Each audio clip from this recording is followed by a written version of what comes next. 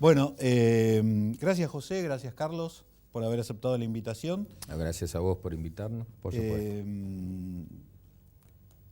Lástima que te haya tenido que invitar a partir de un hecho lamentable, ¿no es cierto? Eso, me quedé pensando, digo, porque me estás agradeciendo una invitación que surge de un hecho lamentable, pero de alguna manera, yo creo que te lo comenté cuando cursé la invitación, era porque tu caso me parecía simbólico de por qué algunos funcionarios pueden tratar de hacer que no ven la realidad, digamos. Pero bueno, vamos a hablar de esto.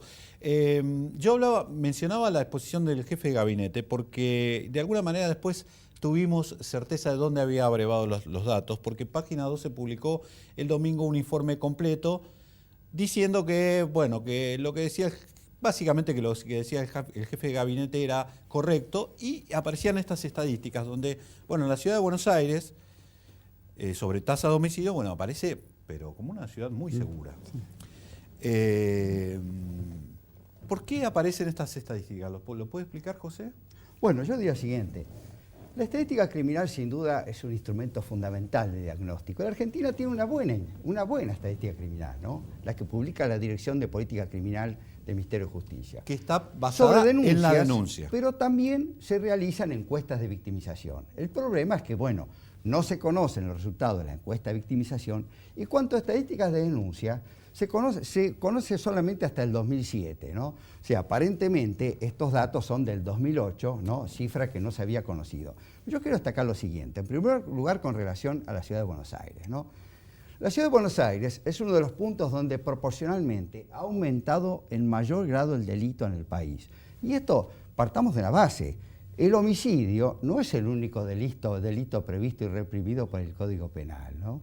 Si examinamos la estadística en su conjunto, advertimos que en 1991 se habían cometido 42.000 delitos en la ciudad de Buenos Aires, y en el 2007, última cifra informada, se habían cometido 217.000, es decir, que se quintuplicó el delito entre 1900 y, bueno, todavía no conocemos el 2008 y el 2009. La estadística criminal, en segundo lugar, se hace anualmente conforme establece la ley 25.226. Esto significa lo siguiente, que debiéramos contar con la estadística del 2009, no hablemos del 2008. 2008 indudablemente está lista porque fue mencionada en un artículo publicado en un matutino de esta capital. Sí, Página 12, como mencionaba. Así que bueno, la pregunta del millón es, ¿por qué no conocemos estadística? A nivel nacional. ¿O por qué se publican solo esta parte, que es una parte de la mirada, que es, bueno, el caso más extremo, está bien, claro, la tasa de homicidios es bajo, pero eso no niega la otra realidad que usted mostraba, y es que el delito en los últimos 20 años ha crecido 5 veces, por ejemplo, en la ciudad de Buenos Aires. Yo mencionaba esto, Carlos, de que las estadísticas están hechas a partir de la denuncia, las estadísticas públicas, aunque José me acotaba que también están las encuestas de victimización. ¿Qué pasó en tu caso? Bueno, en mi caso, yo no debería figurar en esa estadística porque, gracias a Dios, no debo lamentar pérdida alguna. Pérdida de vida. Pérdida de vida. No obstante que mi mujer, conduciendo su auto en Larrea y Santa Fe, si estamos a una cuadra de la Embajada de México, hay una biblioteca de la colectividad judía. Sí, un lugar muy concurrido además, y con instituciones públicas con alrededor. Instituciones públicas alrededor, y con mucha seguridad. Bueno, los motochorros con un revólver le rompieron el vidrio del acompañante. Ella no llevaba su cartera en el asiento del acompañante. Ella lo había puesto detrás, estaba oculta, los vidrios del auto eran polarizados. Con lo cual,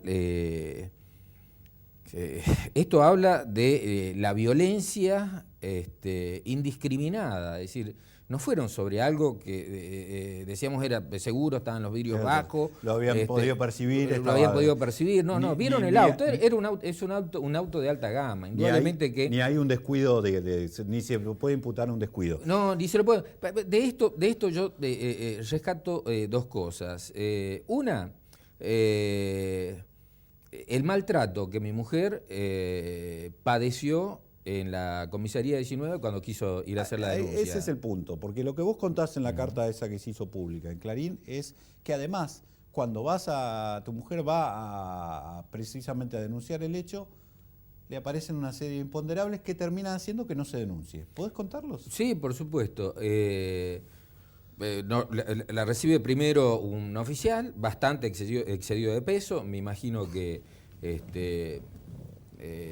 su forma física obedece a la cantidad de ladrones que persigue. Que la maltrató, directamente la maltrató. Mi mujer me habla por teléfono, yo estaba viajando. Mi mujer me habla por teléfono y me dice lo que le está pasando. Pero acúsalo de grosero, no de gordo. No, déjalo de la gordura de lado. Bueno, pero lo que pasa es que uno se imagina que... Entiendo tu bronca, pero quiero decir... No, pero yo entiendo que el policía no solamente... Todos sabemos que los policías cobran también parte de sus viáticos en pizza. Por lo menos que no coman tanta pizza, porque para perseguir a los arrebatadores, para perseguir a los motochorros, se necesita un poco de agilidad. Y la policía debiera tener también, y lo tiene, de hecho lo tiene, dentro de los requisitos que tengan una buena forma física, ¿no? Yo soy ciudadano, yo pago los impuestos, tengo derecho a exigir y tengo derecho a estar molesto. Después he bardeado por el fulano que era un grosero, un gordo grosero, sí, alimentaba pizza, que le exigía la entrega del auto. El auto tenía que ser secuestrado. Lo que me llamó la atención... Para poder denunciar el delito tenía que entregar la unidad. Pero lo que me llamó la atención... ¿Para que sea secuestrado? ¿Para qué? Para peritar la denuncia. Nunca se dijo eso, nunca se dijo para peritar, nunca se dijo para nada, porque le preguntamos, el auto tiene que ser secuestrado. Es decir, como abogado sé que me secuestran algo... Si no era secuestrado el auto, según no tenía que ser la denuncia. Entonces, para evitar que padeciera tantas molestias, porque también le explicó que si era secuestrado, después tenía que ser depositario judicial, iba a tener la indisponibilidad del auto hasta que se hiciera el juicio, que también utilizó un fallido como lo utilizo yo en la carta cuando dije... Sí, con lo cual, además cuando lo sobresean al juicio, porque indudablemente la capacidad de sancionar los delitos de la burocracia judicial que ha copado lo que alguna vez supo ser el Poder Judicial y la ineficacia de la Policía Federal ha determinado que aquí la condena de los delitos sea bajísima, sea en 20%. Una vez leí un estudio sobre el prestigio de la justicia argentina y estábamos por encima de Ecuador únicamente, no superaba Haití. Sí, básicamente es un problema. Él, resumidas cuentas, no pudo hacer la denuncia. No. Lo más breve que pueda porque tenemos que ir a un... No, por supuesto. No, la denuncia se hizo porque... se la tomaron finalmente. Le dije, no hay ningún problema. Le aconsejé a mi mujer, pedirle los datos, te los tienen que dar, y igualmente están con una chapa. Voy y hago la denuncia ante la fiscalía o el juez de instrucción, presento un escrito y listo.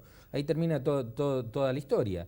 Entonces, la sentaron para tomarle la denuncia y nuevamente un oficial López, un ayudante López, le dijo, pero no le conviene hacer la denuncia, va a tener un montón de problemas.